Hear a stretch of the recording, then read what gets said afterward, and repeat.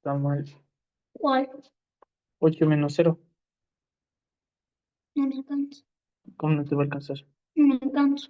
¿Y qué vas a hacer cuando no te alcanza? Le pido Hola, buenas noches. Buenas noches. Buenas noches, ¿sí me escucha? Adultos. 8 menos 0 es 8. No me alcanza.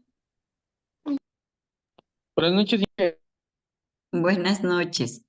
Esperemos unos 2 minutitos a ver si se conectan sus otros compañeros, si no ya continuamos con la clase, ¿no? Esperémosles a ver si sus compañeros se conectan un minutito, unos 2 minutitos que sean 19:17 y continuamos con la clase.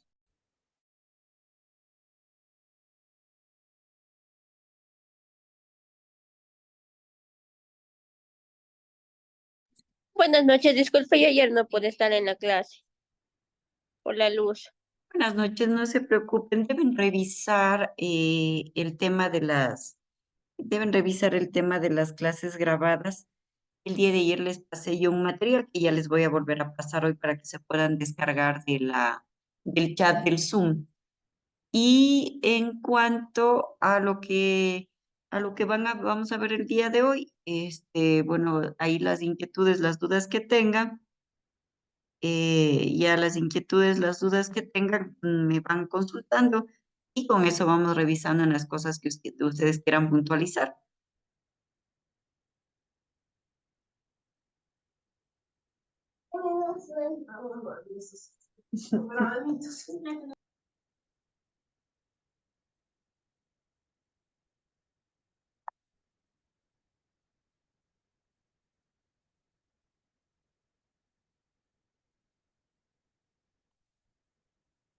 Como les dije, no vamos a esperarle un minutito más para ver si alguien más se conecta y ya.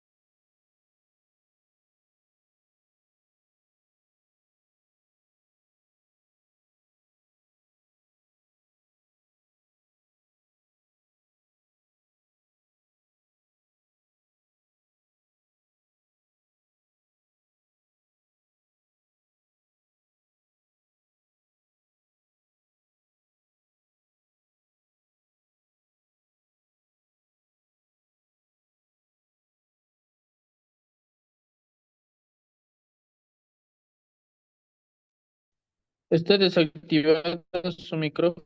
Ya, listo. Ángel. Listo, chicos. Entonces, una vez que ya se han conectado algunas personas más, eh, creo que no estuvieron ayer Estefanía y no estuvo José Rosales. Entonces, vamos por favor, chicos, a hacer les voy a cargar en este momento al chat del Zoom para que ustedes puedan revisar un poco del material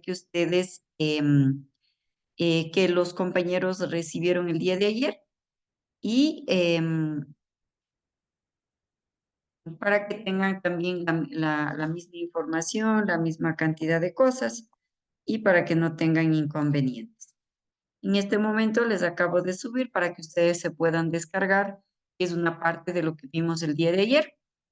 Y el día de hoy vamos a continuar con la clase. Como les había indicado, el día de ayer vimos una introducción, vimos algunos organismos de control y como tal, para mañana deben enviarme, por favor, una tarea. Y en la tarea van a entregarme un pequeño resumen. No quiero que sea una cosa grande, un pequeño resumen de lo que ustedes hayan entendido de todo lo que vamos a ver con respecto a estos organismos de control. Entonces, vamos a continuar rapidito con la clase en lo que nos quedamos el día de ayer. Permítame un segundito, les voy a compartir una presentación que es la que nos sirve de guía para que nosotros podamos conversar. Bueno, ayer en términos generales, nosotros habíamos conversado acerca de la identificación que cuando nosotros somos contadores, auxiliares contables, dueños de negocio, nosotros siempre debemos tener pues claro qué tipo de empresa somos y de acuerdo al capital nosotros somos o privadas o públicas. Y en cuanto a lo privado podemos ser personas naturales o personas jurídicas y a su vez dentro de estas dos personas naturales o jurídicas podemos ser contribuyentes especiales o grandes contribuyentes. Asimismo, por el tipo de identificación de la empresa, podemos ser comerciales, artesanales, industriales, de servicios. Y a su vez decimos que las personas jurídicas son entes jurídicos, sociedades, que no tienen una persona física como tal, sino es una sociedad o una persona jurídica de carácter legal, que pueden ser personas con fines de lucro o personas sin fines de lucro. Habíamos conversado que de acuerdo al Servicio de Rentas Internas, todas las personas nacionales o extranjeras son todas las personas nacionales o extranjeras que realizan actividades económicas ilícitas dentro del país. Estas son las personas naturales. Estas a su vez se dividen en personas naturales no obligadas a llevar contabilidad y personas naturales obligadas a llevar contabilidad. ¿Cómo se diferencian entre las dos? La diferencia específica entre las dos depende pues que cumplan una de las tres condicionantes, o que tengan un capital propio de $180,000, o sus ingresos hayan sido superiores o iguales a $300,000, o sus costos y gastos en el año anterior hayan sido iguales o superiores a los $240,000. Dentro de este tipo de contribuyentes, de este tipo de personas, ya sean sociedades, ya sean personas naturales o jurídicas, nos encontramos con este grupo que son los contribuyentes especiales y los grandes contribuyentes, que son catalogados de esta forma en función de la capacidad que tienen para realizar negocios, para realizar operaciones en base a sus movimientos financieros. El Servicio de Rentas Internas, a través del Departamento de Gestión Tributaria, pues realiza un análisis y determina quiénes son contribuyentes especiales y quiénes son grandes contribuyentes, pues son aquellos que le ayudan en cierta forma al Estado a la recaudación de los impuestos a través de las respectivas retenciones. Habíamos hablado también que existen empresas públicas. Fabiana, por favor, el micrófono.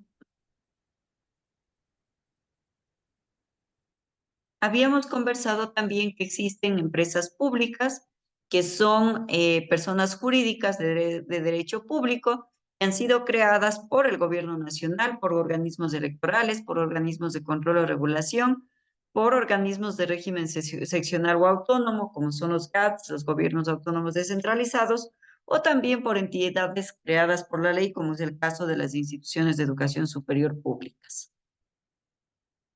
En este contexto, pues, nosotros debemos conocer que siendo auxiliares contables o siendo dueños de negocio, nosotros debemos mantener, pues, el tema de nuestros negocios, de nuestras actividades en orden, para que podamos justificar o presentar toda la información que nos requiere, a su vez, a nosotros, las entidades o estos organismos de control.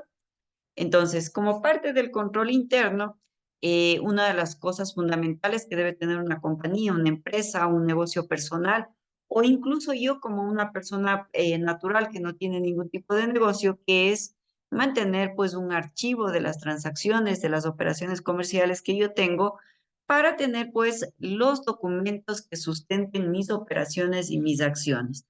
Tal es el caso de las facturas de venta, de las facturas de compra, de los comprobantes de retención, tanto recibidos como emitidos, que a su vez tendrán pues los condicionantes que el día de hoy son esencialmente facturas electrónicas, excepto aquellos que pertenecen al RIMPE Negocio Popular, que todavía mantienen y tienen autorización de mantener formatos de venta como notas de venta que son de carácter físico.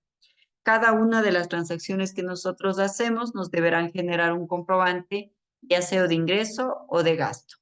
Y también tendremos pues que mantener otros documentos como los estados de cuenta, los contratos de préstamo, los documentos entregados en garantía, las guías de remisión, las liquidaciones de compra, las planillas de aportes al IES, la documentación y comunicación interna que se cruza en la empresa. Deberé tener puntualizado y específicamente controlado todo lo que son registro de entrada, salida y descansos de los trabajadores. De los lugares que todavía en las entidades públicas no nos emiten facturas, deberemos tener todos estos comprobantes de las entidades públicas. Asimismo, cuando nosotros somos empleadores, cuando nosotros estamos a cargo de esta parte de mantener pues los recursos humanos o de realizar ese tipo de gestiones, deberemos tener también la hoja de vida de los empleados. Y pues hemos hecho realmente un pequeñísimo resumen de todo, de una parte de lo que vimos el día de ayer, para que ustedes tengan un poco de conocimiento con respecto a lo que de pronto no pudieron ver el día de ayer porque no se pudieron conectar. Entonces, a partir de este momento, vamos a empezar con la clase específica del día de hoy, y ya trabajamos un poco con sus compañeros el día de ayer. Sin embargo, me he permitido hacerles un pequeño resumen de lo que hemos revisado el día de ayer. Entonces, si tienen alguna duda, alguna inquietud, me hacen conocer, me indican y con eso podemos seguir desarrollando la clase. Entonces, voy a seguirles compartiendo la presentación. Como les había indicado el día de ayer, pues la presentación les entregaré el día de mañana, una vez que concluyamos con la clase, para que ustedes tengan de referencia con respecto a los temas que estamos tratando. Entonces, muy bien, vamos a continuar. Si tienen alguna duda, alguna inquietud, me la hacen saber y yo les contesto con mucho gusto.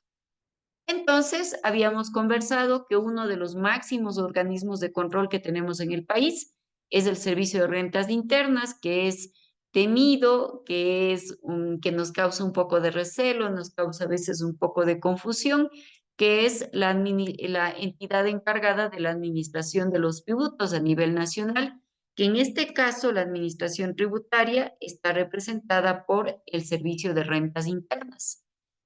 Y bueno, pues para el servicio de rentas internas, nosotros somos todos personas pasivas, somos contribuyentes que tenemos la obligación de registrarnos en el servicio de rentas internas para realizar cualquier tipo de actividad económica a través, pues obviamente, del registro, de la inscripción y registro en el Registro Único de Contribuyentes, que como el nombre lo indica, es único por cada uno de los contribuyentes. No importa si yo tengo 10 tiendas, tengo 10 locales, 20 almacenes, 40 sucursales, no importa si todos son míos, el registro será único. El Registro Único de Contribuyentes es único, no se repite bajo ninguna circunstancia. ¿Por qué? Porque es el número de identificación fiscal, es un código conformado por 13 dígitos que identifica quién soy yo como contribuyente. Bueno, pues en el caso de las personas jurídicas es un número aleatorio, pues que necesariamente le otorga el Servicio de Rentas Internas. Y en el caso de las personas naturales, nuestro número de RUC está formado por nuestra cédula más el 001, con lo que completa los 13 dígitos. Una de las obligaciones fundamentales que tenemos con el Servicio de Rentas Internas es aplicar un correcto sistema de facturación.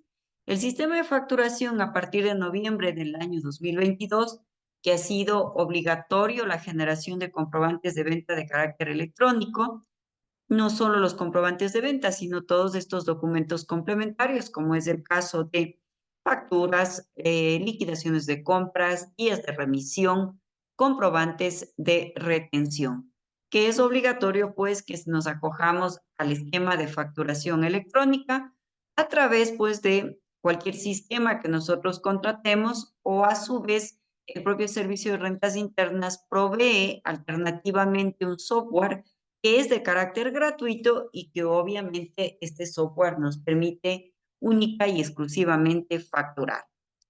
¿Qué es lo que debemos de hacer con las facturas electrónicas? Usted sabe, son documentos legales, son documentos digitales. Al momento de generar una factura electrónica, pues nosotros tenemos dos archivos que se generan. Un archivo que es el RIDE, que es la representación gráfica de la factura, para que podamos entender sus contenidos, y el formato XML, que es el formato real, es la factura real, y es uno de los formatos más importantes que nosotros deberemos guardar. Porque si alguna vez el SRI nos pide información, nos quiere hacer alguna auditoría tributaria, el documento o el archivo que a nosotros nos revisa es específicamente este archivo XML, puesto que este archivo no puede ser modificado, está codificado y está avalado por la firma electrónica de quien representa pues ese negocio. En el caso específico, cuando todavía tenemos facturas físicas o comprobantes de venta, como notas de venta de carácter físico, debemos solicitar la impresión de los comprobantes a través de una imprenta que esté autorizada para el efecto, y asimismo todos aquellos comprobantes que nos sobren antes del periodo de vigencia, que se hayan caducado, pues debemos proceder con la respectiva baja de los documentos en el propio sistema del Servicio de Rentas Internas para que nosotros podamos dar de baja y que queden inhabilitados todos esos comprobantes. Adicionalmente a eso, nosotros deberemos considerar en qué condición de contribuyente estamos y dependiendo de eso deberemos llevar un registro de ingresos y egresos o a su vez llevar contabilidad si soy una sociedad o cumplo uno de los requisitos que está establecido en mi calidad de persona natural para que yo lleve contabilidad. ¿Qué más debo hacer yo en calidad de contribuyente para el Servicio de Rentas Internas? Debo realizar declaraciones tributarias, debo realizar anexos y proporcionar información solicitada por la Administración Tributaria en el momento en que ésta la solicite. Entonces, es parte de nuestra obligación contestar estos requerimientos que nos realiza por distintos motivos el Servicio de Rentas Internas. ¿Dudas, inquietudes hasta aquí, por favor?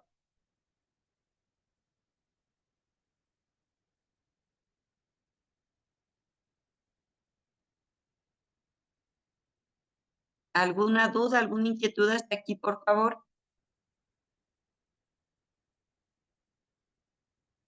No, Correcto, entonces, vamos a continuar tratando este tema. Ahora, muy bien, ¿qué obligaciones tiene un contribuyente no obligado a llevar contabilidad, específicamente con el Servicio de Rentas Internas? Deberá realizar declaraciones de IVA mensuales o semestrales, dependiendo, pues, obviamente, de la condición o del tipo de producto que yo esté vendiendo, y deberé realizar declaraciones de impuesto a la renta de manera anual para el caso de las personas naturales en el mes de marzo. ¿Qué es lo que debe hacer en cambio un obligado a llevar contabilidad? Para un obligado a llevar contabilidad, sí se generan algunas otras obligaciones que se derivan, pues obviamente, de su condición y de su calidad de contribuyente. Entre estas tenemos nosotros las declaraciones en el formulario mensual, un formulario mensual o un formulario semestral, dependiendo pues del tipo de productos que yo esté vendiendo. Si lo hago mensual, esperaré que se termine el mes y de acuerdo al 9º dígito de mi RUC, generaré mi declaración en el mes siguiente.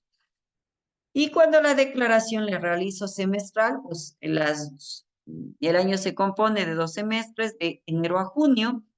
Presentaré mi declaración semestral en julio y la siguiente declaración semestral de julio a diciembre la presentaré en enero. Estas personas que son obligadas a llevar contabilidad son nominadas por el Servicio de Rentas Internas a través de una resolución en calidad de agentes de retención. Cuando ocurre este caso, nosotros deberemos presentar también las declaraciones del formulario mensual sobre las retenciones en la fuente de impuesto a la renta que yo haya realizado. Deberé realizar el anexo transaccional mensual de acuerdo al 9º dígito del RUC. ¿Qué contiene este anexo transaccional? Contiene, pues obviamente, el listado, el detalle de todas las compras que tienen que ver con el giro del negocio y que están registradas como parte de mis costos y gastos y los cuales han sido sujetos en función de la ley a un porcentaje de retención. Anteriormente, este anexo transaccional se presentaba también las ventas. ¿Pero por qué presentábamos ventas? Pues porque obviamente nosotros hacíamos ventas físicas, el servicio de rentas internas no conocía de una manera directa sobre el monto o sobre los valores que yo estoy facturando. El día de hoy ya cuando son facturas electrónicas ya no se las reporta, en función pues que obviamente el día que el SRI autoriza las facturas electrónicas que yo estoy generando, el SRI sabe y el SRI obtiene la información que requiere de nosotros con respecto a las ventas. Si soy una persona natural, pues obviamente obligada a llevar contabilidad, deberé generar mi declaración de impuesto a la renta en el mes de marzo y mi declaración de impuesto a la renta en el mes de abril, en el caso de que sea una persona jurídica. Entonces, dependiendo del tipo de contribuyente que yo soy, voy a tener con el servicio de rentas internas algunas obligaciones adicionales o voy a tener menos obligaciones. Sin embargo, como habíamos conversado el día de ayer, nosotros siempre recibimos de todos los organismos de control notificaciones, recibimos algunas solicitudes con respecto a el cumplimiento de plazos, al cumplimiento de las obligaciones que tenemos con cada uno de estos organismos de control. Y también habíamos conversado, pues que obviamente como son organismos de control, la falta de presentación o la presentación tardía de la documentación, de la información que debemos generar para los organismos de control, siempre nos generará multas por el incumplimiento o por la tardanza en nuestra información. Preguntas, dudas, inquietudes, por favor.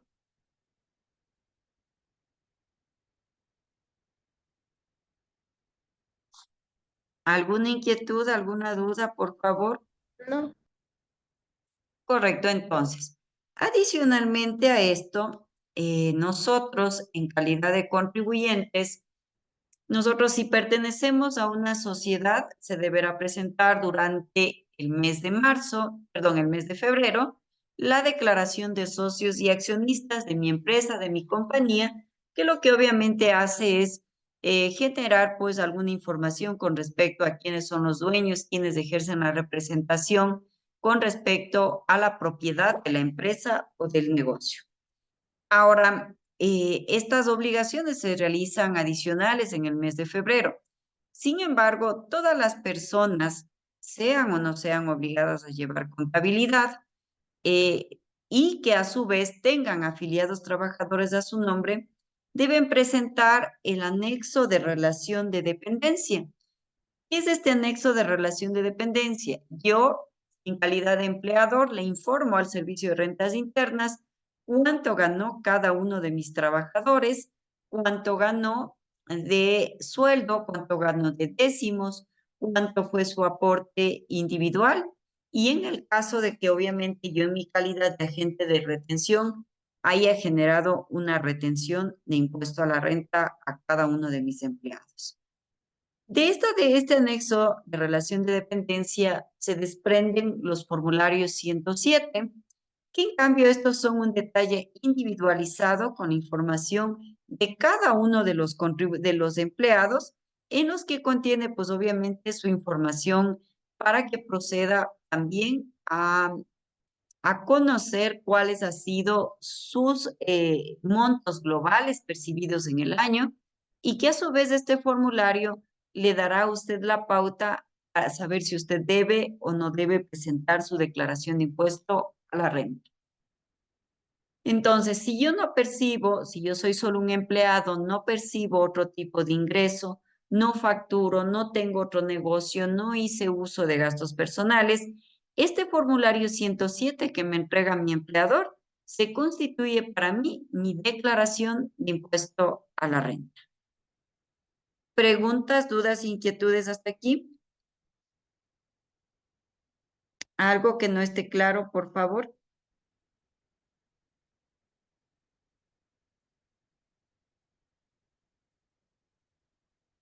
¿Seguimos? Sí. Correcto, entonces. Una vez que nosotros hemos generado y hemos revisado obligaciones que permanentemente se presentan para todos los contribuyentes, vamos a revisar 3 tipos de obligaciones que tenemos todas las personas naturales y que tengamos, pues, que obviamente presentar ante el Servicio de Rentas Internas. Para presentar estas 3 obligaciones tributarias nos hace falta cumplir algunos requisitos y no necesariamente vamos a requerir que tengamos un registro único de contribuyentes. ¿Por qué? Pues porque obviamente para nosotros estas son obligaciones derivadas. La una, en el caso de la declaración patrimonial, del monto de los bienes que yo tengo. La declaración de anexos personales, de anexo de gastos personales, cuando yo en el uso de la legalidad, de las atribuciones, he utilizado el beneficio de la rebaja del impuesto a la renta por la aplicación de gastos personales y también se genera el formulario de herencias, legados y donaciones para el caso específico cuando yo sea un heredero o un legatario o que haya recibido una donación. En el caso de la declaración patrimonial, deben presentar todas las personas que al 1 de enero de cada año tengan un equivalente de manera individual a 10 fracciones básicas, perdón, a 20 fracciones básicas desgravadas de impuesto a la renta. Que para el año 2024, la fracción básica es 11.922 y la normativa manda, independientemente, como les digo, si tengo o no tengo RUC. Esta es una obligación que yo debo cumplir. Es decir, si yo tengo un patrimonio propio como persona individual que supere o sea igual a los $238,440, estoy obligado a presentar esta declaración patrimonial. ¿Y qué contiene esta declaración patrimonial como tal? Esta declaración patrimonial contiene pues el monto de mis ingresos, de mis bienes, de mis valores, contiene también el monto de mis deudas y de mis obligaciones. Ahora, en el caso de que yo sea una persona que tiene los bienes bajo sociedad conyugal, la ley me manda a que yo genere esta declaración patrimonial siempre y cuando mi patrimonio sea igual o superior a $476,000. Como les digo, para presentar esta información, esta declaración patrimonial, no necesariamente debo tener el RUC, sino simplemente puedo generar esta declaración únicamente con el número de cédula. En el caso de la declaración del anexo de gastos personales, es un anexo que se realiza en el mes de febrero y lo realizan específicamente las personas naturales, sean o no sean obligadas a llevar contabilidad, pero las presentan las personas naturales. ¿Y qué contiene este anexo? Es un anexo que se genera en la plataforma o en el portal web del Servicio de Rentas Internas y nosotros vamos a poner y a justificar el monto de los gastos personales que nosotros tomamos en consideración para acogernos a la rebaja del impuesto a la renta por gastos personales. Gastos personales que son relacionados con ¿qué? Con vivienda, con alimentación, con vestimenta, con educación, con salud y con turismo. Y en el caso, pues obviamente del formulario 108, únicamente lo realizaremos si nosotros hemos recibido una donación, una herencia o un legado. No todas las declaraciones de herencias, legados o donaciones nos generan valores a pagar. Sin embargo, la ley manda a que yo la presente ante el Servicio de Rentas Internas individualizado por cada una de las personas que se han hecho acreedores a esta herencia. Preguntas, dudas, inquietudes hasta aquí, por favor. No. Sigamos entonces. Ahora, muy bien, hemos estado hablando mucho acerca de estas facturas electrónicas. Como ya sabemos, son mensajes de datos que se transmiten y que son la evidencia de que nosotros hemos generado distintas transacciones comerciales. Esta facturación electrónica es un método seguro de facturar, ya que está avalada por una firma electrónica, que es una codificación emitida por una empresa que esté autorizada para el efecto. ¿Cuáles son los beneficios? Bueno, pues tienen la misma validez de los documentos físicos, existe reducción de tiempos en los envíos, genera ahorro de gasto de papelería, existe una mayor seguridad en el resguardo de los documentos, existe una menor probabilidad de falsificación y pues obviamente el objetivo principal que tiene la facturación electrónica es generar procesos administrativos, procesos económicos que se reflejen de manera rápida y eficiente. La facturación electrónica tiene sus inicios en el Ecuador desde el año 2012 y finalmente hoy que estamos como 12 años después, estamos ya todas las personas, excepto los del RIMPE Negocio Popular, acogidos al sistema de facturación electrónica y que a su vez es la manera como nosotros vamos a generar nuestras facturas de cada uno de los negocios de aquí en adelante. Ahora, muy bien, un comprobante electrónico es un documento que cumple con todos los requisitos legales, reglamentarios, exigibles por los comprobantes de venta, garantizando la autenticidad de su origen y la integridad del contenido. Un comprobante de venta electrónico tendrá validez legal siempre y cuando conste o sea validado a través de una firma electrónica. ¿Qué documentos emito yo en facturación electrónica? Puedo emitir facturas, notas de crédito, notas de débito, comprobantes de retención, liquidaciones de compra y guías de remisión. Bueno, todos estos documentos son avalados y están estipulados en la ley en el reglamento de comprobantes de venta, retenciones y documentos complementarios que se encuentra pues en vigencia a nivel nacional. ¿Qué nomás puedo yo generar en facturación electrónica? Facturas, ustedes ya han visto, facturas que avalicen lo que yo estoy comprando o vendiendo, notas de crédito, notas de débito, comprobantes de retención, liquidaciones de compra y guías de remisión. Los únicos documentos que no se emiten de manera electrónica son las notas de venta, que son bajo el esquema de facturación física y que corresponden específicamente a este grupo de contribuyentes que se les genera un régimen simplificado a través del RIMPE Negocio Popular. ¿Preguntas, dudas, inquietudes hasta aquí, por favor?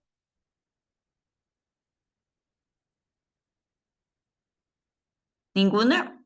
Ninguna. Estas son lo que hemos visto hasta este momento, son algunas de las múltiples obligaciones que nosotros tenemos con el servicio de rentas internas dentro pues de cada una de las condiciones, de las atribuciones que tenemos en cada uno de nuestros negocios o nosotros como personas naturales. Ahora, otro de los organismos de control que nosotros tenemos son las obligaciones con el municipio y de acuerdo con el COTAD, Código Orgánico de Ordenamiento Territorial, Autonomía y Descentralización, que es la ley con la que se basan los GATS, es decir, los municipios, establece que toda persona que realice algún tipo de actividad económica y tenga un local debe cancelar o regenerar un formulario de patentes municipales anuales, excepto pues obviamente las personas jurídicas sin fines de lucro y los artesanos. Este impuesto se calcula tomando en consideración los activos totales que tenga la empresa o el negocio. Ahora, si yo no llevo contabilidad y no tengo yo esa agregación de saber a cuánto asciende mi activo, pues el municipio le pide que haga una especie de cuadros resúmenes para obtener de ahí una base imponible. Ahora, si es que es usted una persona obligada a llevar contabilidad y ha generado, pues obviamente, su impuesto a la renta, le pedirán para que hacer el cálculo el formulario de declaración de impuesto a la renta. De acuerdo al artículo 548 del COTAD, este valor que usted pague por patentes no puede ser menor a $10 ni superior a $25,000. ¿Qué es lo que se hace? Se genera un cálculo de $10 de base, más pues obviamente una ponderación sobre el patrimonio de los sujetos pasivos. Adicionalmente, esto para las personas obligadas a llevar contabilidad, ya sean estas jurídicas o ya sean estas personas naturales, y si llevan contabilidad, necesariamente deberán llenar también el formulario de 1.5 por mil anual, que se toma en cuenta, pues, de acuerdo a mi declaración de impuesto a la renta, que pagamos el 1.5 por mil, de acuerdo a nuestros activos totales. Entonces, ¿qué nomás hago en el municipio? Hacer dos cosas. Siempre que yo tengo un local comercial, que yo genere una actividad comercial en cualquier territorio, voy a tener que obtener la patente y pagar un valor sobre eso. Ahora, adicionalmente, si yo, aparte de eso, yo llevo contabilidad, es mi obligación también llenar el formulario del 1.5 por mil anual que se paga con respecto a los activos totales que nosotros poseemos en la empresa, en el negocio o la compañía. Preguntas, dudas, inquietudes hasta aquí, por favor.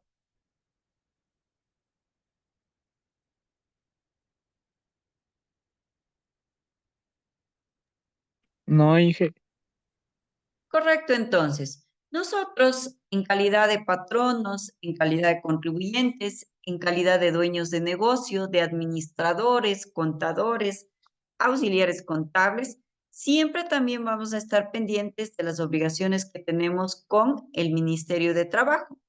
¿Qué es el Ministerio de Trabajo? Es un organismo que controla que los empleadores cumplan con las obligaciones que tienen con sus trabajadores, con lo que exige pues que se legalicen los contratos de trabajo, que se presente un informe sobre la participación de utilidades de los trabajadores, que presenten el formulario del pago del 13º sueldo, el formulario del pago del 14º sueldo.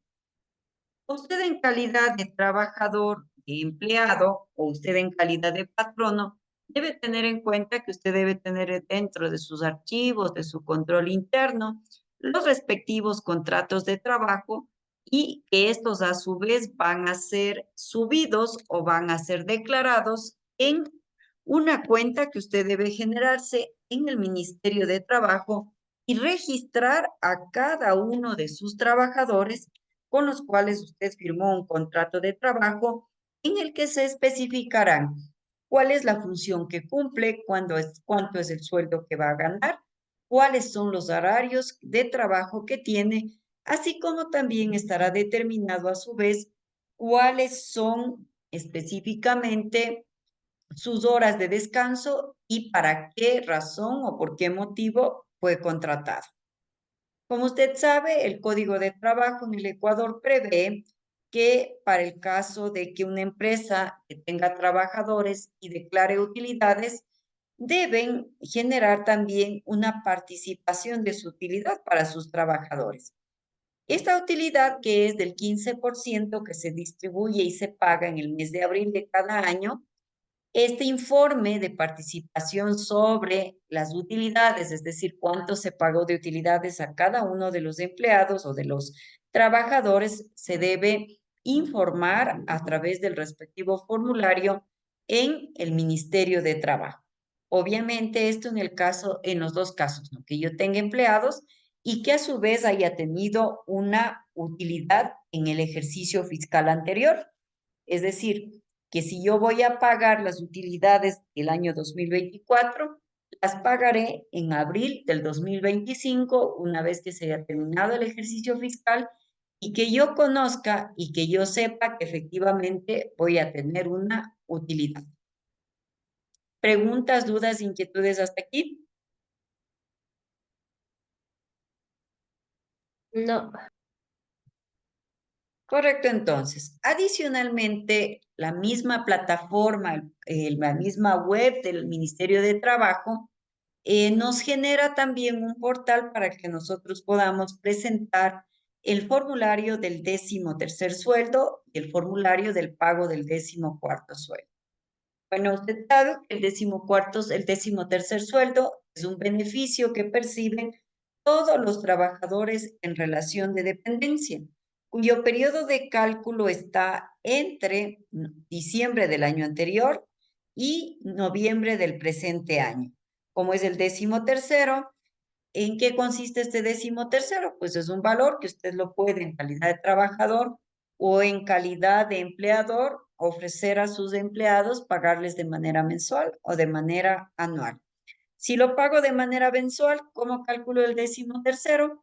Divido el total de lo que ha ganado el trabajador para 12 y tengo mi valor del 13º sueldo.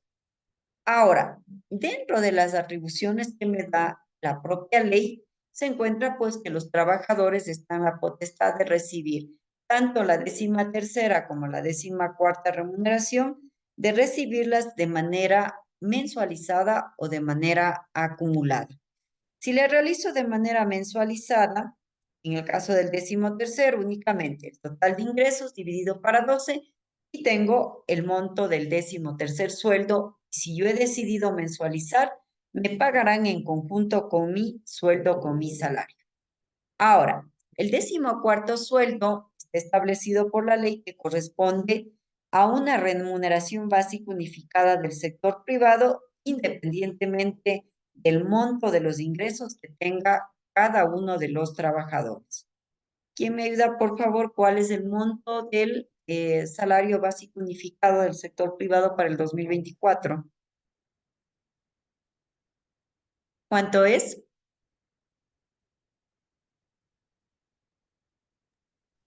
No 500, sabemos. ¿Perdón? 500. No, la remuneración básica unificada para el sector privado en el 2024 le corresponde a $460. Este 14º sueldo se lo entrega igual de manera mensualizada o de manera acumulada.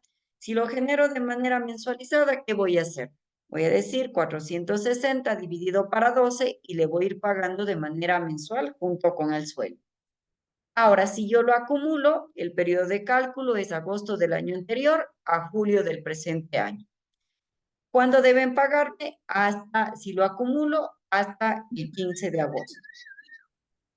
Y también, pues, hay que tener en consideración que yo en mi calidad de patrono estoy en la obligación de pagar estos décimos y adicionalmente debo presentar igual en esa cuenta que yo me creé en el portal del Ministerio de Trabajo, deberé, pues, realizar el respectivo registro de cuánto pagué a los empleados en calidad de 13ª y 14ª remuneración. Independientemente, si yo lo realizo, si el trabajador quiere percibirlo de manera mensualizada o quiere percibirlo de manera acumulada, el patrono, en los plazos que determine el Ministerio de Trabajo, deberá presentar en su página, con su código y su contraseña, deberá presentar el formulario de pago tanto de la 13ª como de la 14ª remuneración.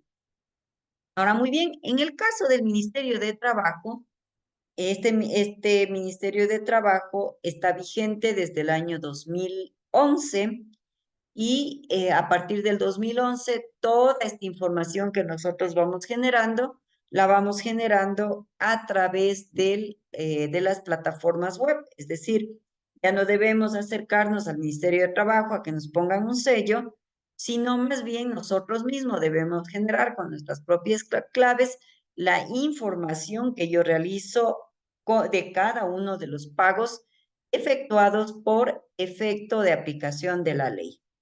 Ahora, adicionalmente a que ¿qué demás debo hacer? Registrar el contrato de trabajo, presentar mi formulario de participación de trabajadores, presentar el formulario de la 13ª, presentar el formulario de la 14ª remuneración.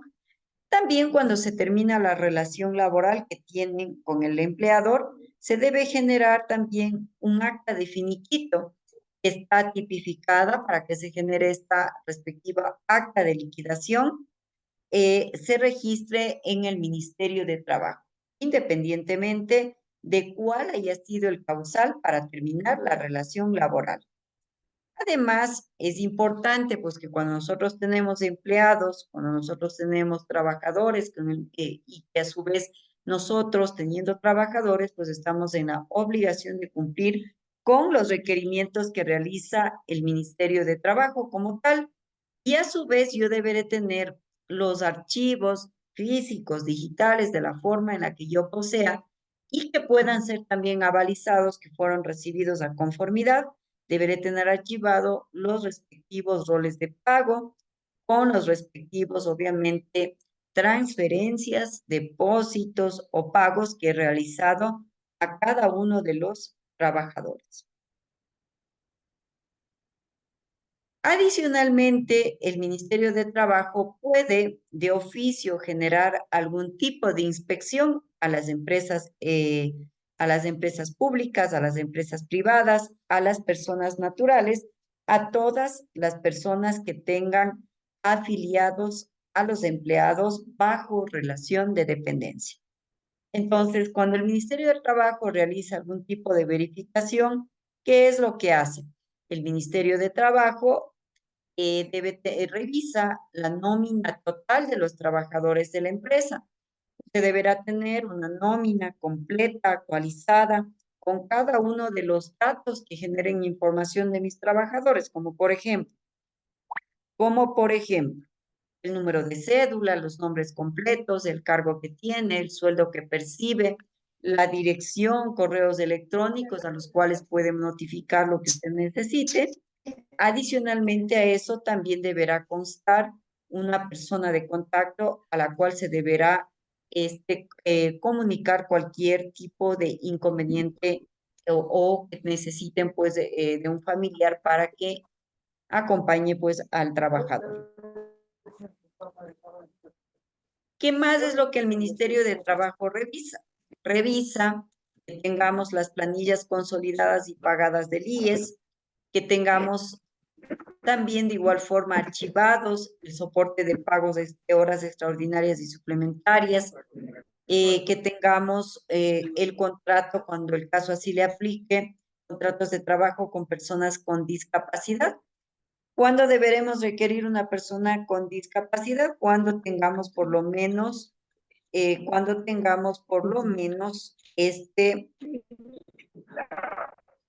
25 trabajadores, la ley manda el 4%.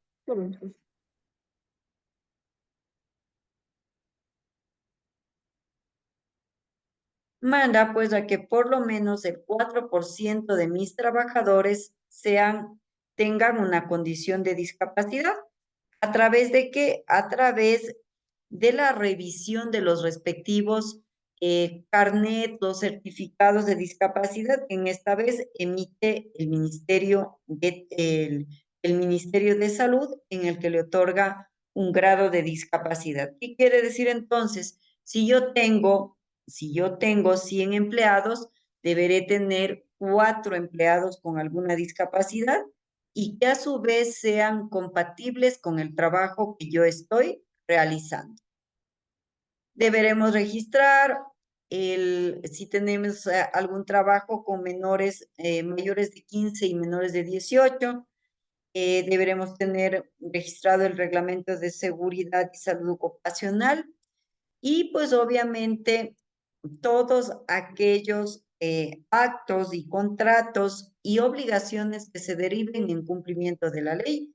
Y sobre todo recuerde que todo en materia laboral, para el caso de las personas privadas, para el caso de las personas del sector privado, se generan pues a través de las distintas modalidades de contratación que yo tenga y mi norma general en la que yo me voy a fijar es en el Código de Trabajo. En el sector público también tenemos la Ley Orgánica de Servicio Público, la Ley Orgánica de Educación Superior, la LOEI. Tenemos también una modalidad de contrato bajo el Código de Trabajo. Entonces, tanto en el sector público como en el sector privado, pues tenemos algunas normas que regulan el cumplimiento de las obligaciones tributarias con cada uno, perdón, con las obligaciones patronales y las obligaciones que tengo con cada uno de los trabajadores. ¿Preguntas, dudas, inquietudes hasta aquí, por favor?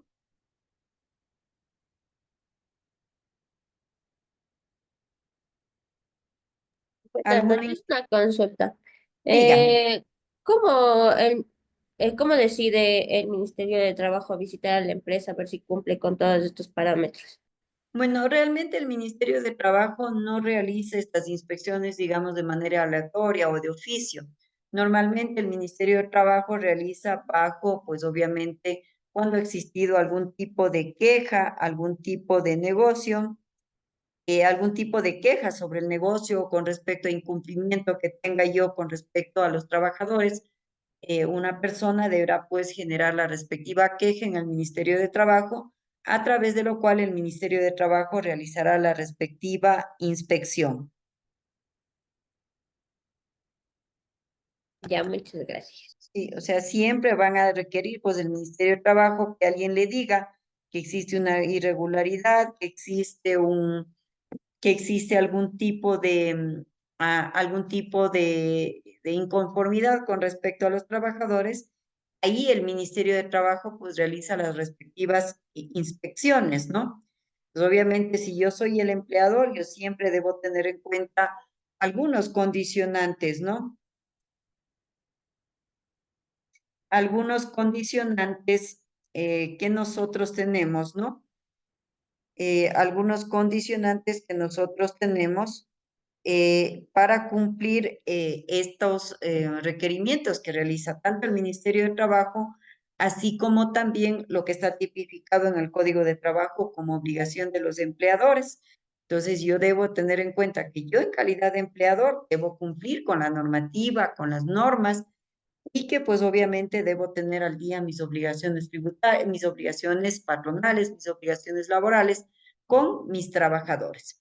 Y a su vez, pues yo también en calidad de empleador deberé tener todos los documentos que sustenten las operaciones, las actividades que yo esté realizando con cada uno de mis trabajadores y que a su vez deberán estar sustentados de acuerdo a la norma legal.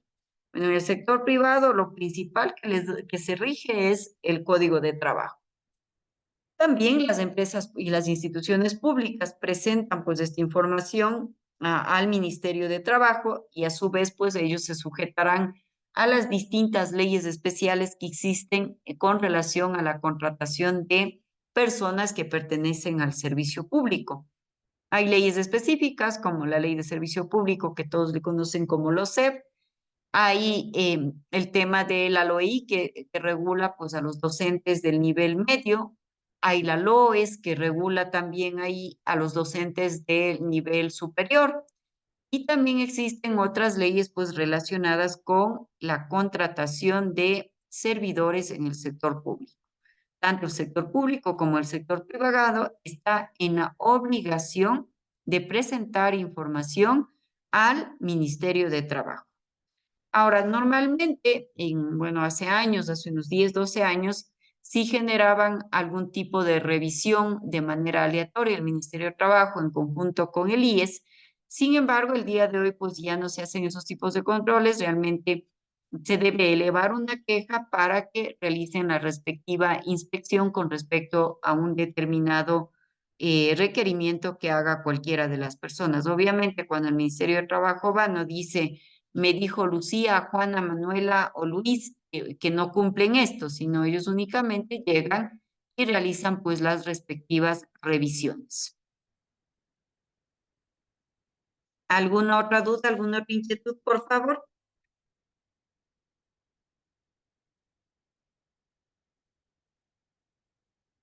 Nada más.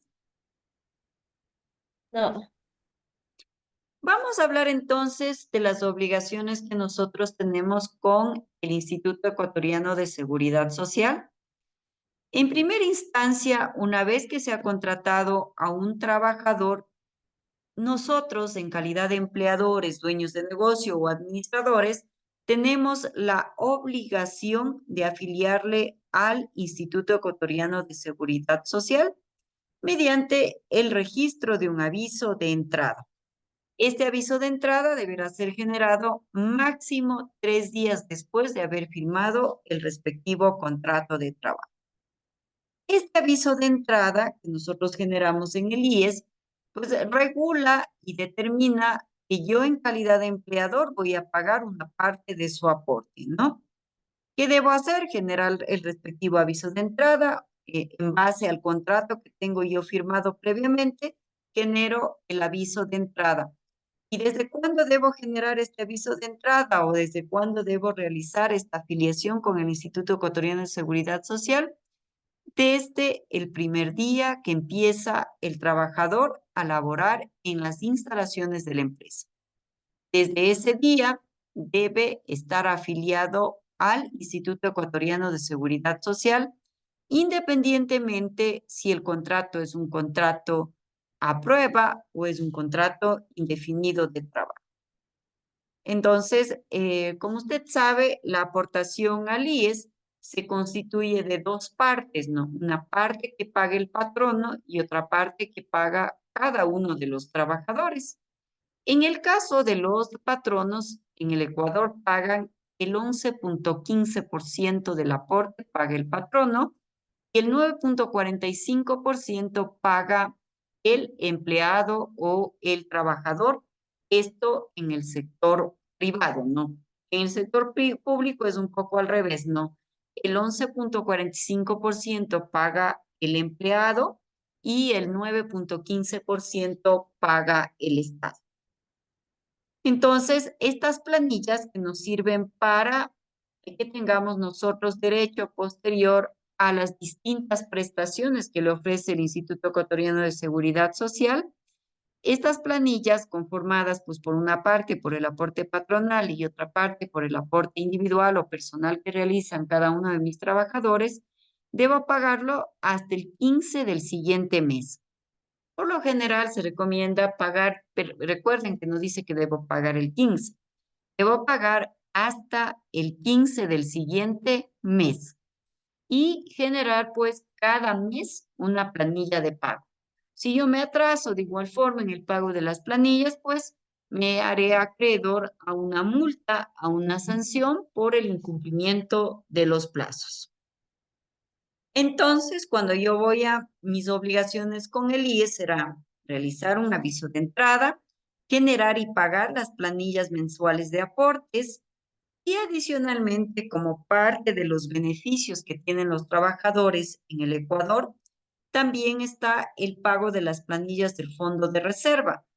¿Qué es el fondo de reserva? El fondo de reserva es un valor que se paga al trabajador una vez que ha trabajado un año continuo con el mismo empleador.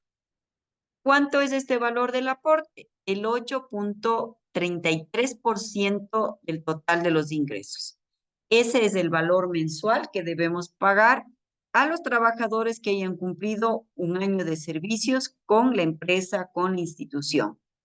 Ahora, ¿cuál es este condicionante para que me paguen este fondo de reserva? Que yo haya trabajado de manera continua 12 meses con el mismo empleador. Ahora, otro tema que nosotros debemos conocer, ¿cuándo se genera la planilla del fondo de reserva? El trabajador, dentro de sus atribuciones, dentro de lo que le permite la ley, puede decidir si el fondo de reserva lo recibe de manera acumulada o lo recibe de manera mensualizada.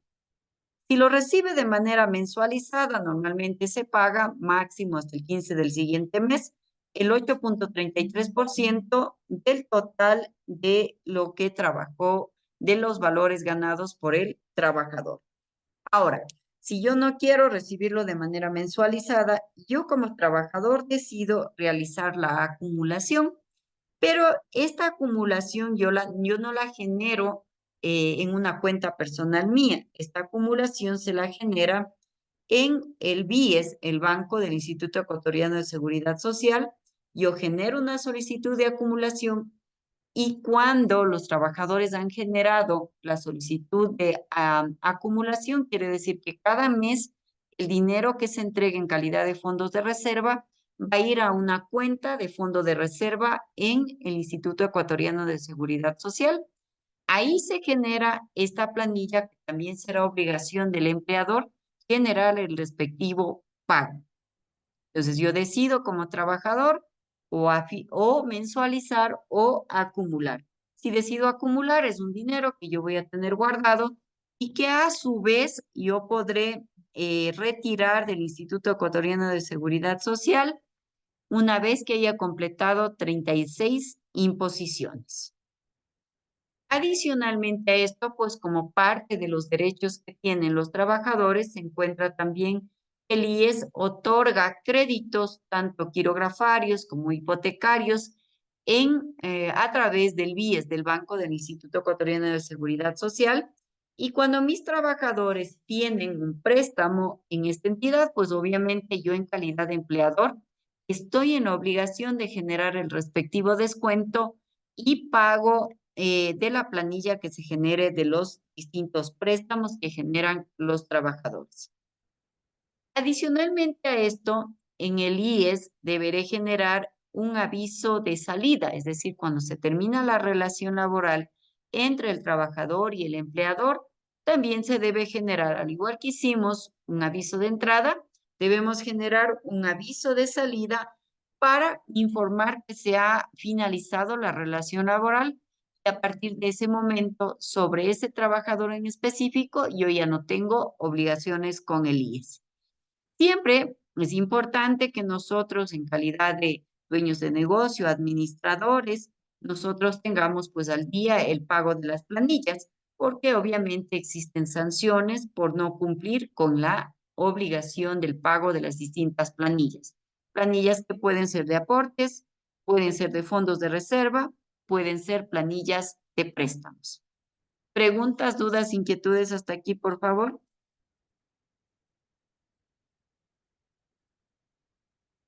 ¿Alguna inquietud, alguna pregunta, por favor? No, y Entonces, muy bien. ¿Quiénes están obligados a la afiliación al Seguro Social? Todas las personas que perciben ingresos por la ejecución de una obra, por la prestación de un trabajo, ya sea de carácter físico o intelectual, con relación laboral o sin ella. Es decir, si yo soy empleado o si yo decido de manera voluntaria afiliarme al Instituto Ecuatoriano de Seguridad Social. Entonces, en cualquiera de los dos casos, pues nosotros tendremos esta obligación de afiliarnos al Instituto Ecuatoriano de Seguridad Social. El empleador, como es de su conocimiento, sea público o privado, debe registrar la afiliación del IES de cada uno de los trabajadores desde el primer día hasta el último día de labor efectivamente trabajado. Obviamente, en el caso de no cumplirse con esta afiliación durante el periodo que está comprendido, el IES le sanciona como una evasión de los distintos aportes que debe y es su obligación presentar en el Instituto Ecuatoriano de Seguridad Social. Entonces, el trabajador debe estar afiliado desde el primer día que empieza sus labores en la empresa, en nuestro negocio. Tengan la bondad, les voy a rogar un momentito que prendan la cámara para generarles una captura.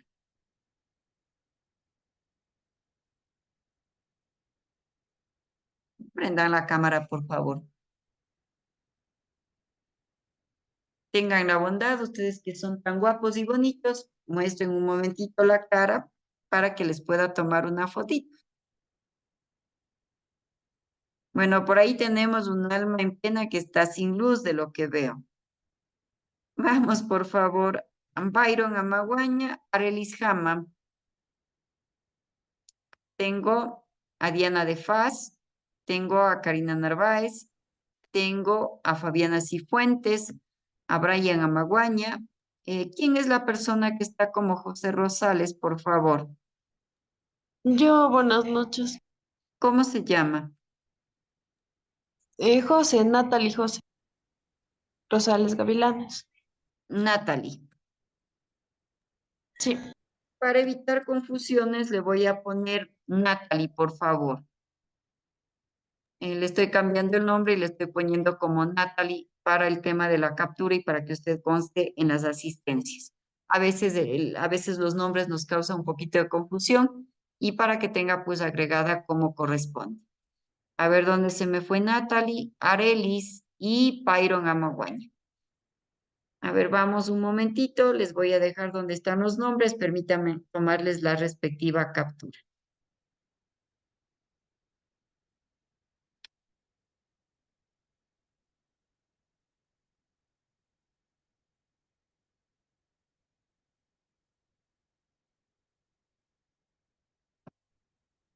Perfecto, tengo capturada la asistencia del día de hoy. Entonces, como estamos conversando de nosotros, de las obligaciones que tiene pues cada una de las personas que tienen un negocio, de los que tienen empleados, con respecto a mis obligaciones con el Instituto Ecuatoriano de Seguridad Social. Ahora, ¿por qué se afilia al Instituto Ecuatoriano de Seguridad Social? Porque cubre algunas cosas como nos genera protección en enfermedades a través de la atención, a través de los sistemas de salud que tiene el BIES, así como también las distintas personas que se encuentran jubiladas. Permítame un segundito, algo le pasó a mi presentación y se congeló. Listo. Vámonos por acá para compartir.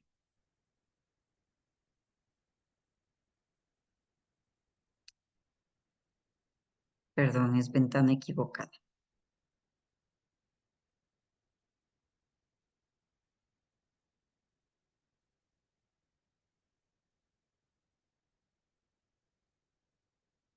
Listo. Es importante que nosotros, ahora viendo desde el lado de los trabajadores, nosotros tenemos algún tipo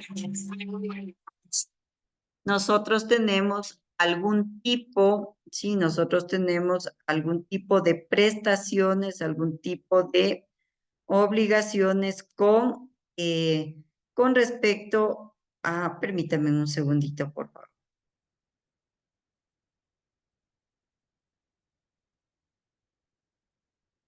Entonces, cada vez que una persona es afiliada al Instituto Ecuatoriano de Seguridad Social, tiene algunas prestaciones o algunos beneficios que pueden generarse pues a través de los distintos aportes que yo voy generando cada uno de los años. Entonces, tengo como por ejemplo la pensión por vejez e invalidez en Montepío, el auxilio de funerales, que me cubran riesgos de trabajo, que me den asistencia por enfermedad y en el caso de las mujeres, maternidad, una cobertura de salud para los hijos menores de edad. Puedo, si yo deseo, generar una ampliación del seguro para el cónyuge o conviviente, siempre y cuando yo haga un aporte adicional del 3.41% al mi aporte. Y también se generan préstamos, tengo derecho a préstamos hipotecarios, quirografarios y prendarios, ¿no? Siempre en los servicios vamos a tener en atención en los servicios que me presta con respecto a los servicios de salud. Voy a tener asistencia médica, obstétrica, parto, asistencia médica preventiva del hijo menor de edad. ¿Qué más? Adicionalmente, las afiliadas de instituciones públicas tienen derecho a 2 horas diarias de permiso por lactancia durante 12 meses, contados a partir de que haya concluido su licencia por maternidad. Las afiliadas de las empresas privadas también tienen derecho a 2 horas de lactancia hasta que el niño cumpla los 12 meses de nacido. Para asistencia médica y obstétrica en la etapa prenatal se requiere 3 meses de aporte consecutivo. Para la cobertura de parto se requiere por lo menos 12 meses de aporte. Ahora, dentro de los seguros de salud también tenemos el seguro de salud individual y familiar que ofrece cuando el asegurado se le presenta algún tipo de contingencia en la salud y puede recurrir a uno de los centros de salud del IES y ser atendido por emergencia. Obviamente será realizado un triaje para determinar la calidad, pues, del paciente y la urgencia de su atención. Siempre van a estar catalogados como pacientes de prioridad 1 y pacientes de prioridad 2. Los pacientes de prioridad 1 son pacientes con alteración súbita crítica del estado de salud con riesgo inminente de muerte, son los que van a ser primeramente atendidos y después, pues, los otros que tengan dolores agudos, complicaciones, deben realizarse, pues, obviamente, em, el respectivo cuidado, pues, a través de las unidades de emergencia. Ahora, muy bien, cuando nosotros estamos hablando de la jubilación ordinaria por vejez, quiere decir que el IES, una vez que nosotros dejemos de trabajar, una vez que nosotros nos hayamos jubilado, el IES me va a entregar una pensión de carácter mensual, que pues obviamente dependerá de un promedio que me hacen de los últimos, de los 5 mejores años de sueldo que he tenido y me generan pues obviamente una pensión. Ahora, ¿cuáles son las condiciones que yo debo cumplir para que me generen pues esta jubilación ordinaria por vejez? Dice que debo tener 40 años de aportación o más o 480 y aportes o imposiciones y yo no necesito límite de edad si yo ya tengo las 480 imposiciones. Ahora, si yo tengo 60 años o más, deberé tener por lo menos 60 años para acogerme a la jubilación ordinaria por vejez, por lo menos 60 años, es decir, que tenga 30 años de aportación o más y que tenga 360 imposiciones al IES. Si tengo 65 años, deberé tener por lo menos 180 imposiciones, es decir, que haya aportado 15 años. Si tengo 70 años o más, deberé tener 120 imposiciones o 70 años o más. Es decir, si yo cumplo uno de estos condicionantes que tienen que ver edad, número de imposiciones y años de aportación, yo puedo solicitar mi jubilación ordinaria por vejez. Entonces, ¿quiénes tienen derecho? Quienes generan, pues obviamente, la respectiva afiliación. ¿Qué debo cumplir? Mínimo 60 años para poder acogerme al beneficio de la jubilación. ¿Preguntas, dudas, inquietudes hasta aquí, por favor? ¿Algo que no esté claro, que necesiten que se les refuerce, por favor?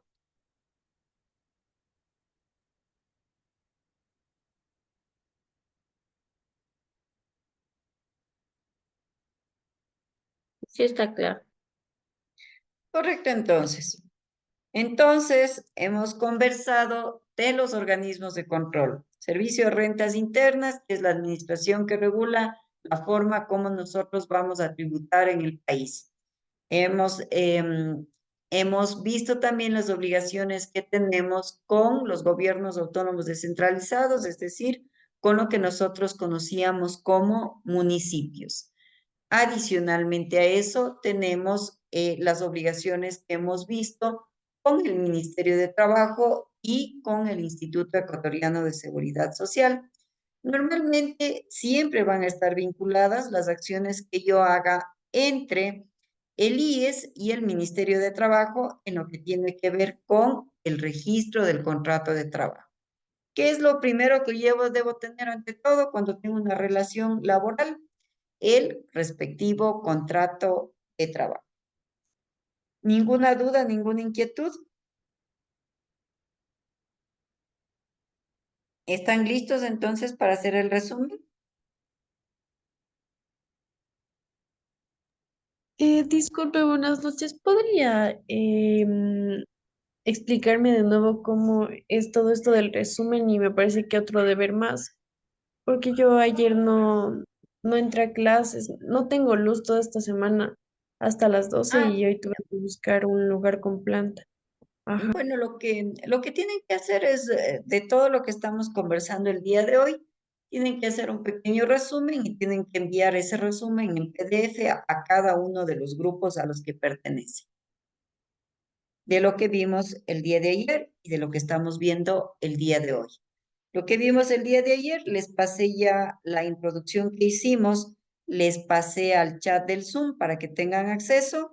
Y lo otro que vimos el día de ayer, les hice desde el comienzo un resumen de todo lo que vimos el día de ayer y ya de una manera más puntual los temas nuevos que hemos visto el día de hoy. Disculpe, no me sale el PDF en el chat. Debe ser porque usted ha ingresado después. Ya les voy a subir otra vez, ¿no? Porque a ustedes les aparece en el chat a partir de lo que ustedes ingresan a la clase. ¿Sí? Por ahí les aparece el chat del Zoom. Entonces, una vez que estemos cerca de finalizar la clase, por favor, me hacen acuerdo de volverles a subir. Sí, para que tengan todas las personas que se anexaron o ingresaron un poco después a la clase. ¿Estamos? ¿Alguna otra inquietud, alguna otra pregunta, por favor?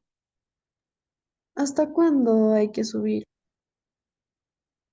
Bueno, ustedes acaban la tarea, deben subirla, si pueden subirla hasta mañana o pueden subirla hasta el día jueves, díganme ustedes, no tengo inconveniente yo en eso. O si necesitan más tiempo.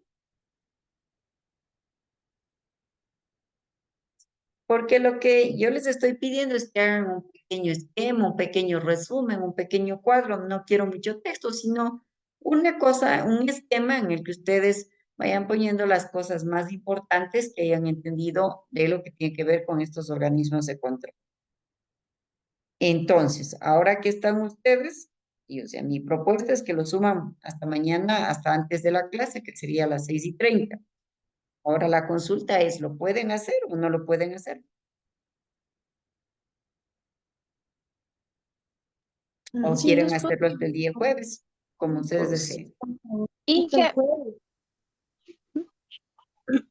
Dígame. ¿nos podría ayudar con la clase grabada del día de ayer? Por favor. Bueno, ya voy a pedir a la coordinación que por favor les suba la clase porque no es esta función de subir la clase no es una función mía. No tengo yo acceso a los drives, entonces ya voy a pedir yo a la coordinación para que por favor les suba las clases. Entonces ¿Y a vuelvo a dónde tenemos preguntar, que subir el resumen, Inge? ¿perdón? ¿A dónde tenemos que subir los resúmenes? Al grupo del chat que pertenecen en el WhatsApp.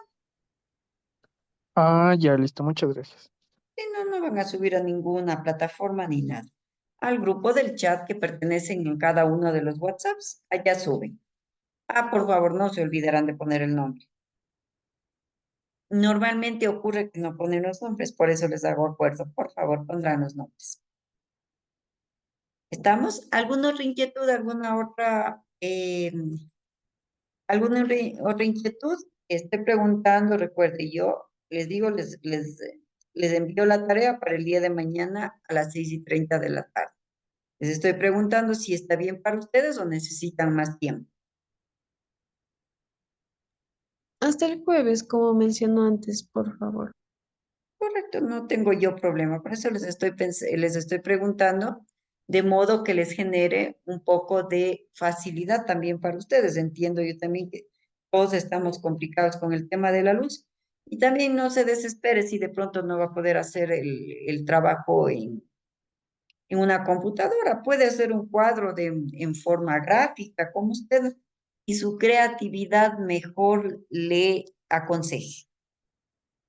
Lo que más bien yo necesito es revisar, tener un poco de noción con respecto a los temas que hemos tratado y a los temas que se están en este momento revisando para que ustedes tengan un poco de noción y conocimiento, porque ayer les consultaba y ustedes todavía no reciben contabilidad, todavía no reciben tributación, todavía no reciben laboral.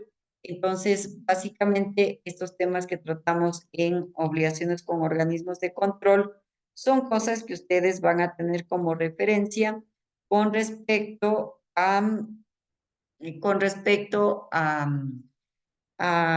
lo que van a ver después en el futuro con los otros temas que ya son un poco más específicos, como el caso del Servicio de Rentas Internas, como el caso del Ministerio de Trabajo, que son cosas que reciben de manera bastante puntual. ¿Alguna otra inquietud, alguna otra inquietud que tengan ustedes, por favor? ¿Ninguna? Continuamos entonces. ¿Continuamos? Sí, Sí, Inge. sí. Correcto, entonces.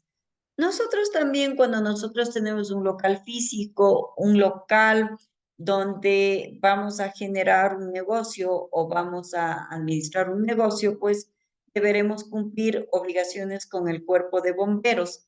¿Qué es lo que se trata de hacer con estas obligaciones con el cuerpo de bomberos? Pues básicamente que nosotros en calidad de responsables de estos locales donde van a transitar personas, donde van a estar presentes terceros, pues obviamente deberemos tener el permiso del cuerpo de bomberos, que es un permiso anual de funcionamiento, para lo cual la empresa debe cumplir con algunos requisitos mínimos, ¿no? Como por ejemplo tener un extintor de incendios en un lugar visible, en un lugar que pueda ser también accesible para en el caso de que se presente algún tipo de contingente. Asimismo, deberán tener, ustedes han visto en todos los locales, hay unas flechitas verdes que dice punto de encuentro, dice salida, dice piso resbaloso, todas esas señalizaciones, pues, que nos generen bienestar y seguridad a las personas, tanto a los trabajadores como a las personas que visitan nuestro negocio o nuestro local. Deberá estar publicado de una manera visible el número de emergencia al cual pueden contactarse las personas que estén en su local cuando usted tenga algún tipo de necesidad o se presente algún contingente. ¿Qué es necesario para eso? Pues obviamente pasar la respectiva inspección donde le indicarán los requisitos, dependiendo también obviamente el tipo de empresa que tenga. Puede ser que se extiendan otros requisitos adicionales como detectores de humo, alarmas y otros dispositivos que yo deberé contar para preservar la seguridad de los propios y de las personas que nos visitan. Ahora, antes de la obtención del permiso de funcionamiento con el cuerpo de bomberos, siempre debemos verificar algunas cosas, ¿no? El pago del predio actualizado, pues obviamente en el caso de que yo sea de mi propiedad del bien, pues deberé tener el pago del predio actualizado, una copia que me facilite el dueño, una copia de mi RUC para indicar qué tipo de negocio estoy utilizando, para que también el cuerpo de bomberos sepa qué cosas de pronto voy a necesitar adicionales. Una copia del permiso del año anterior, que lo solicitan para verificación. Generan también un informe de la inspección elaborado por el personal autorizado del cuerpo de bomberos de cada una de las respectivas localidades. Y obviamente hay que contemplar que para algunos tipos de negocio, para algunos tipos de comercios que nosotros tenemos, pues hay que tener otras previsiones con respecto a las seguridades, ¿no? Como los centros de abastecimiento, envasadoras, centros de acopio, depósitos y distribución de gas licuado de petróleo, deberán tener primero el respectivo permiso de la Dirección Nacional de Hidrocarburos del año inmediato anterior, pues que la Dirección de Hidrocarburos haya hecho ya las respectivas revisiones y las respectivas inspecciones con respecto a mi local y el funcionamiento. Usted sabe que en el caso específico, pues de estas personas que abastecen productos de uso delicado, como es el caso del gas licuado de petróleo, que tengamos también combustibles, pues obviamente los peligros que se pueden suscitar son mayores y por lo tanto se requerirá tener permisos y instrumentos que sean un poco más adecuados para el tipo de negocio que estoy teniendo y que brinden la seguridad, como les digo, o sea, la seguridad no es solo para los que nos visitan, sino también para los que trabajan dentro del negocio. ¿Preguntas, dudas, inquietudes hasta aquí? ¿Ninguna? Ahora, muy bien, nosotros, como parte de nosotros, siempre que vamos a tener un negocio, siempre nosotros, teniendo un negocio, vamos a tener que revisar específicamente a qué nos vamos a dedicar y obviamente voy a depender de la rama de negocio a la que yo me dedique para que las obligaciones con los organismos de control sean más, sean menos o sean un poco más especializadas con respecto a las seguridades, a las garantías que yo debo tener como dueño de negocio. Ahora, muy bien, dentro de estos permisos también podemos solicitar un permiso al Ministerio de Salud. Al Ministerio de Salud Pública del Ecuador se debe generar las respectivas adecuaciones que me soliciten con respecto al uso que voy a realizar o a las actividades que yo voy a realizar como parte de mi negocio.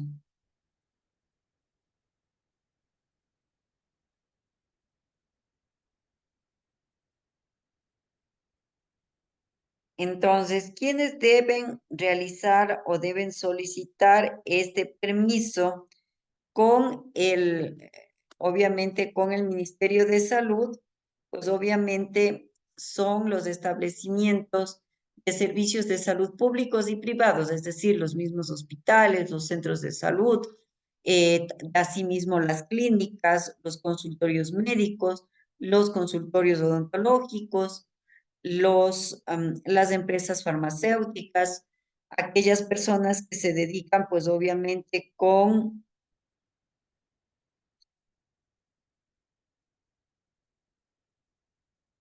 que venden o que generan o que a su vez proporcionan pues medicamentos de uso homeopático o también aquellos que venden productos naturales de uso medicinal, así como uso de cosméticos, como uso de productos higiénicos, atención veterinaria y de alimentos.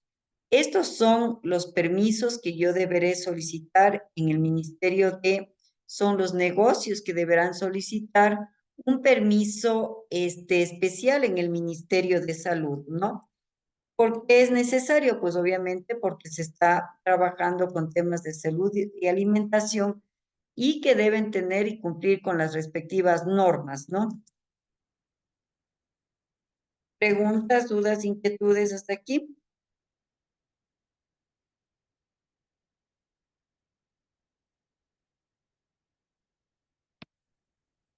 ¿Alguna pregunta? ¿Alguna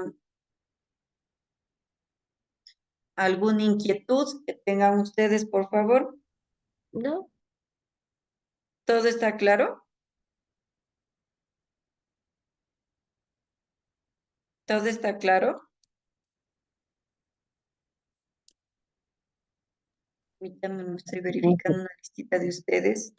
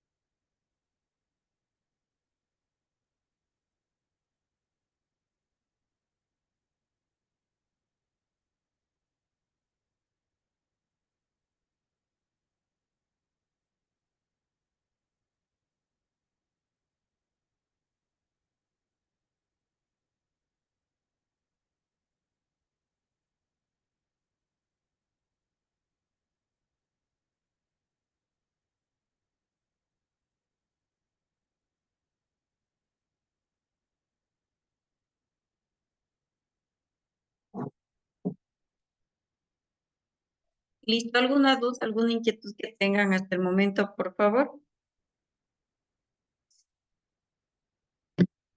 ¿Ninguna? Ahora, ¿qué es lo que se debe hacer cuando nosotros tenemos este tipo de negocios y necesitamos algún permiso de funcionamiento del Ministerio de Salud? Esto, los propietarios, los representantes legales de cada uno de estos negocios deberán presentar una solicitud dirigida pues a la Dirección Provincial de Salud con nombre, número de cédula, número de RUC en el caso de que así sea, el nombre o razón social y la denominación del establecimiento o cuál es el tipo de actividad que yo voy a realizar para solicitar este permiso de salud. Dependiendo pues obviamente de cada negocio, en la mayoría de los casos en esta solicitud se debe adjuntar el registro único de contribuyentes, deberé presentar la cédula de ciudadanía, deberé presentar los documentos en el caso de que sea una persona jurídica y vaya a ir un representante legal, deberé presentar pues obviamente esos permisos que genera pues que me dan a mí la potestad de dar la representación a una persona jurídica. Se debe presentar también un plano del establecimiento a escala de 1.5, un croquis de la ubicación exacta donde esté el negocio. Deberé tener, pues obviamente, el permiso otorgado ya por el Cuerpo de Bomberos y las copias de los certificados ocupacionales del personal que va a laborar en el respectivo establecimiento. Es decir, las personas que vayan a trabajar en estos establecimientos de salud deberán generarse los respectivos exámenes, los respectivos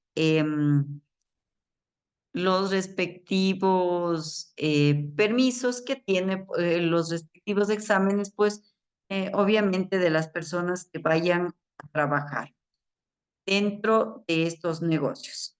Adicionalmente, pues estos permisos de funcionamiento otorgados por el Ministerio de Salud. Dame un segundito, perdón, no les he estado presentando no les he estado compartiendo la presentación.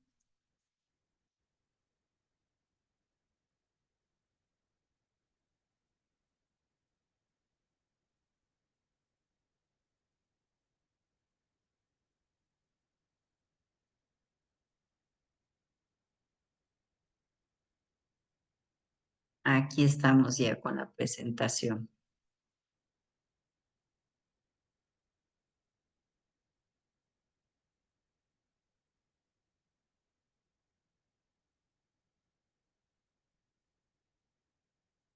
Entonces, como les había indicado, para solicitar este respectivo permiso de salud, yo necesito cumplir con algunos requisitos para obtener estos permisos, ¿no? Debo realizar el dueño o representante legal el formulario de solicitud, una copia del registro único de contribuyentes, la copia de cédula de ciudadanía, los documentos que acrediten que soy representante legal de alguna empresa o de alguna compañía, la copia también del título profesional de la salud, el profesional de la salud que va a ser el responsable o el técnico del establecimiento debidamente registrado en el Ministerio de Salud Pública para el caso de los establecimientos de acuerdo a lo que determina el respectivo reglamento. Perdón, realmente mi presentación está un poco extraña el día de hoy. No se pasa a la siguiente página. Entonces, ¿qué requisitos necesito yo para obtener el permiso de funcionamiento? ¿No? Ya habíamos conversado. Este plano a escala de 1.5, un croquis de la ubicación del establecimiento. Adicionalmente, es decir, si yo voy a sacar el permiso de salud, primero deberé tener ya el permiso del Cuerpo de Bomberos y deberé también tener una copia de los certificados de salud del personal ocupacional que va a trabajar en el negocio y voy a depender pues obviamente del tipo de negocio que yo tengo para que varíen los costos. Los costos, pues obviamente, del permiso de funcionamiento van a variar dependiendo del tipo de negocio al que yo me voy a dedicar. Entonces, el Ministerio de Salud tiene tipificado en una tabla cuáles son los establecimientos y cuáles son los costos que tiene el permiso, el respectivo permiso de funcionamiento, pues obviamente dependiendo de cada uno de los tipos de negocio. Por ejemplo, dicen ahí establecimientos de salud públicos o privados, tienen ahí una tabla para cada tipo de negocio, como dice rayos X, médico patológico, inmunológico, bioquímico. Cada uno de estos tienen un costo, ¿no? Ustedes pueden ver que tiene 38,16 casi todos, excepto el inmunológico que cuesta 61,6. Y asimismo están aquellos que están dedicados a la internación y cultivo de bacterias, a la genética, sean hospitales del día, y también existen valores que se pagan de acuerdo, pues, en los centros médicos al número de camas, y existen, pues, obviamente, tipificaciones agrupadas en estos temas de salud, como son las clínicas, los hospitales, los institutos médicos, los centros médicos, los consultorios médicos, los odontológicos, los de optometría. Entonces, para yo solicitar el respectivo permiso de salud, pues obviamente debo pagar los derechos por la emisión de este certificado de este certificado o este permiso de funcionamiento otorgado por el Ministerio de Salud. Dependerá pues básicamente de la rama o tipo de negocio al que yo me dedique para que los precios cambien y sean aplicables de acuerdo a mi necesidad. ¿Tenemos dudas, inquietudes hasta aquí? ¿Algo que no esté claro, por favor?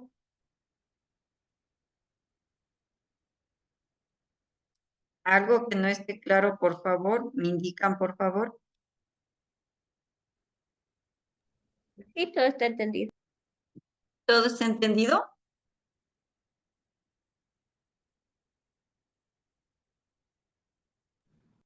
Todo está entendido. Sí.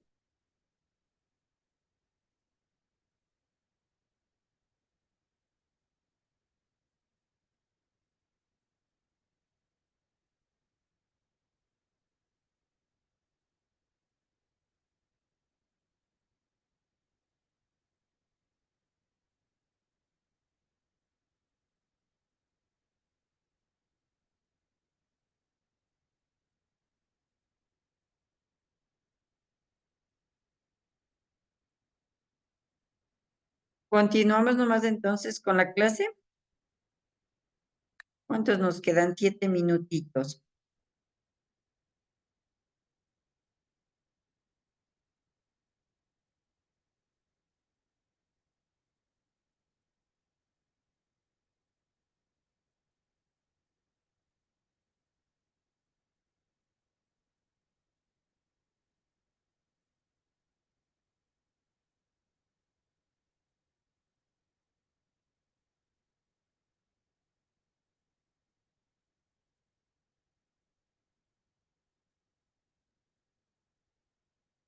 Correcto. Adicionalmente a lo que estamos viendo con estos permisos de salud, nosotros tenemos que también, dependiendo pues obviamente del tipo de negocio que yo estoy generando, necesito tener un permiso de la Agencia Nacional de Regulación y Control y Vigilancia Sanitaria. Es un documento otorgado por esta empresa que se abrevia como ARCSA. Y ¿quiénes deben presentar? Pues bueno, las empresas que están sujetos al control y vigilancia sanitaria y que cumplen con todos los requisitos para el funcionamiento. ¿De qué se encarga el ARCSA? El ARCSA se encarga de regular y controlar la seguridad y calidad de los productos y servicios relacionados con los temas de salud. Dentro de las funciones del ARCSA como tal está el otorgamiento de autorizaciones, registros, permisos de funcionamiento y obviamente la utilización de ciertos productos y ciertos servicios. ¿Quiénes deben solicitar este permiso? empresas y establecimientos que importan, producen, distribuyen, comercializan productos de uso médico, dispositivos médicos, alimentos, productos naturales y otros relacionados específicamente con la salud de los seres humanos. Los profesionales de la salud que prestan también servicios en establecimientos de atención médica como clínicas, hospitales, consultorios, entre otros.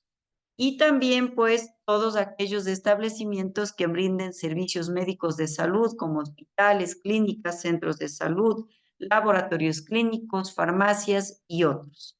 Entonces, el AXA se encarga de revisar y analizar, pues, los respectivos permisos para que estos establecimientos que están relacionados directamente con la salud puedan operar de manera legal y garantizar por el cumplimiento de la normativa y la seguridad de los usuarios que tienen para el efecto.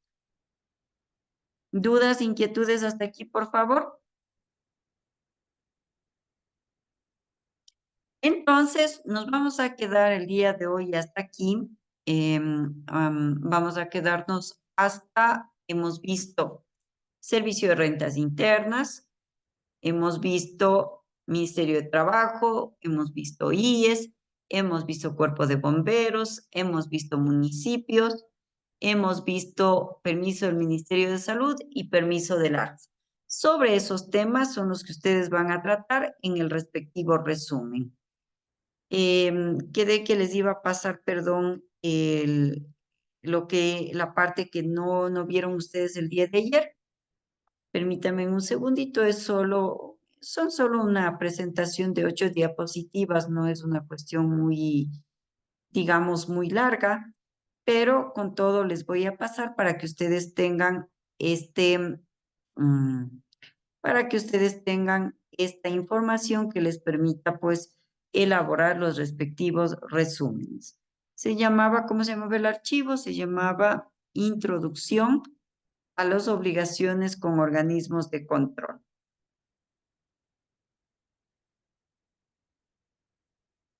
Nuevamente les acabo de pasar para que tengan la referencia. Entonces nos quedamos hasta ahí. El día de mañana concluimos con los demás organismos de control que nosotros requerimos, que debemos dar cumplimiento y generar todo tipo de información cuando somos administradores o dueños de negocio. Nos vemos el día de mañana, por favor, que tengan una buena noche. Hasta mañana. Hasta mañana, que les vaya bien.